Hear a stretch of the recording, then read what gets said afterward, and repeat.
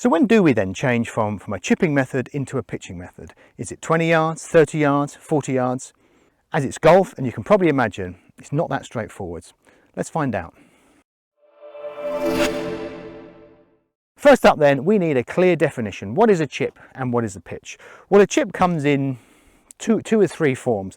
It is that, but to keep things simple, a chipping motion is pretty much an extension of our putting action. So if putting is this kind of motion here where we're just rocking the shoulders, arms are fairly stiff, that would be chipping, albeit leaning left and the other important things for chipping. So that is pretty much our chipping motion.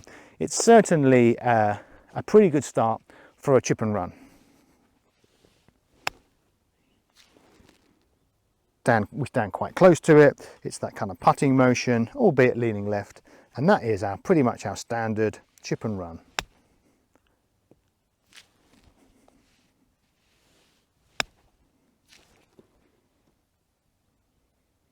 If you want to chip it a little bit higher, then we have a slightly different release pattern. We have the face open, we stand a bit further back, still leaning left, and you can see now there's a little bit more chest turn, and I start to release it differently. The right hand throws under the left a little bit. We use the bounce a little bit more, and there's that little bit more kind of body turn to the shot. And that's a little bit higher, slightly kind of looser in the way the club is moving, but still conceptually a chip shot.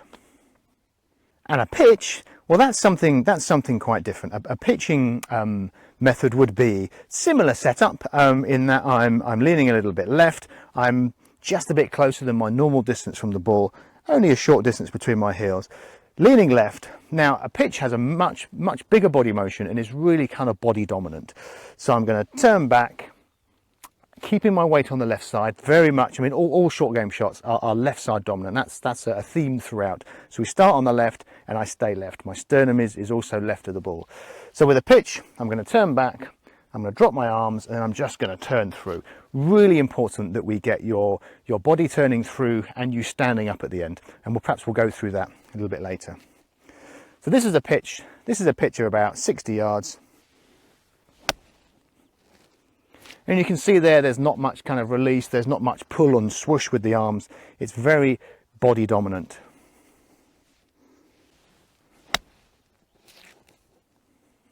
So to help me demonstrate, I've got a little setup here. I've got a flag there which is on the kind of the back of the green, back of this pitching green here at Monterey. That is, from this back pyramid of balls, that is, I would say, 40-45 yards.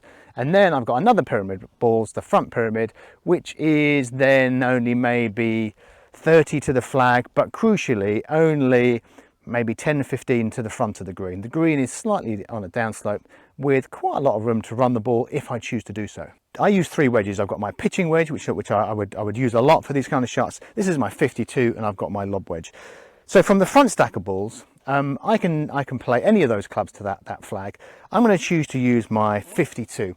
Now the 52 needs to land halfway up the green. It's going to go relatively lower and run a little bit. So for me, landing about 20 yards with a 52 is definitely not a big kind of body dominant motion. That is our chipping method. So, and I would use, as is commonly now known through Dan Greaves, release 2. That's the one where the face is a little bit open, leaning a bit left, and I'm going to turn through and just slightly release it.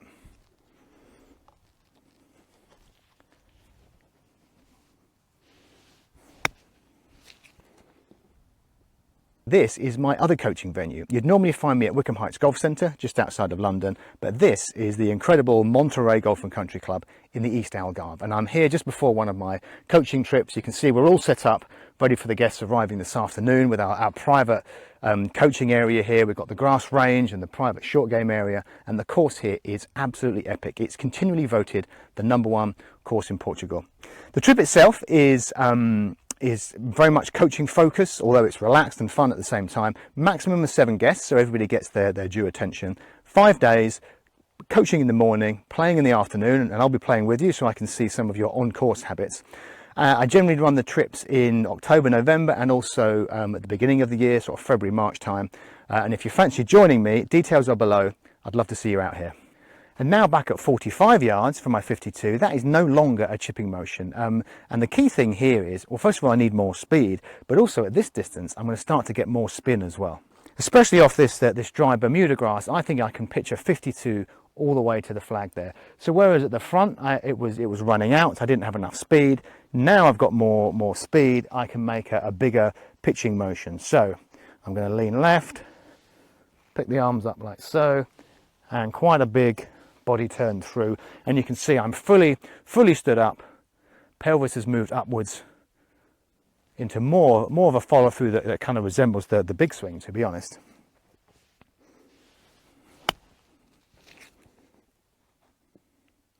Still not much arm motion. I'm not kind of throwing the club in any way.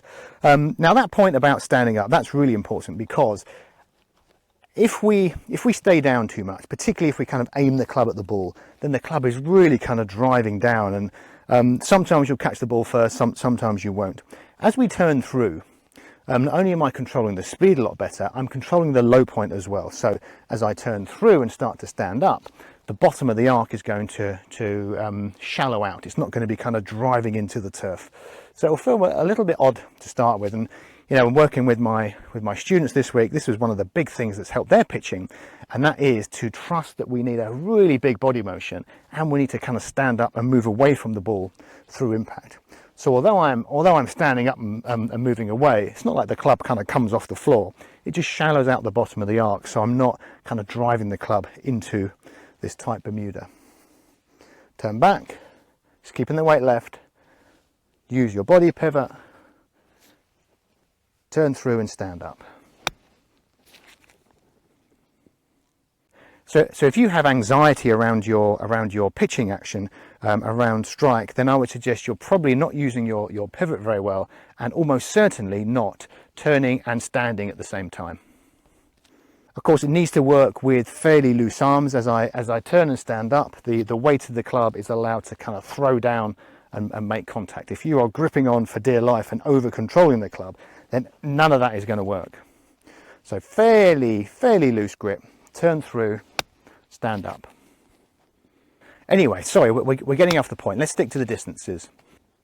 20 yards with a 52 was a chip, 45 yards was a pitch, and the main thing is obviously we need more speed, but also we've got more spin, which is going to help us stop it. Back to the front pyramid of balls here then, but this time I've got my 60, and that chipping method just isn't going to cut it. I mean, the 60 is going to need to land all the way there. This now will need enough speed to get all the way there, but then it will come with a load of spin with it, and of course it's going to stop because of the height.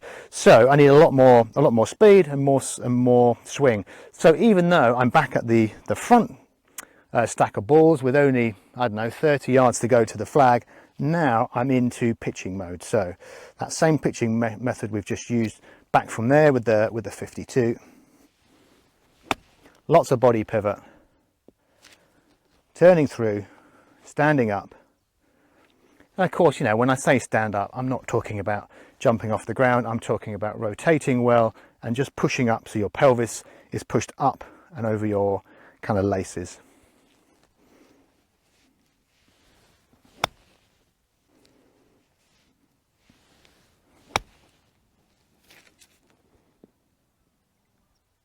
And that is thrown almost all the way to the flag. I've maybe pitched it 5 yards short, even on a downslope.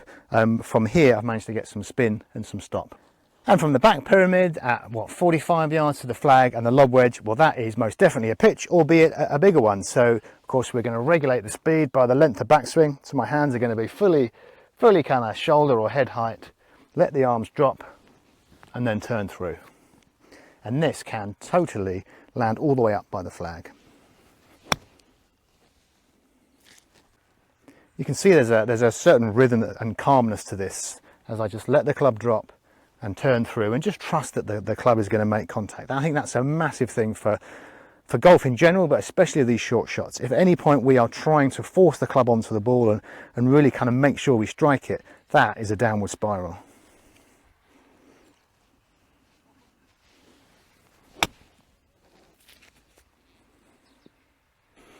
Okay, so which one should I use then? If we can hit both of those targets with a pitching wedge, a gap and a lob wedge, then which one would be best?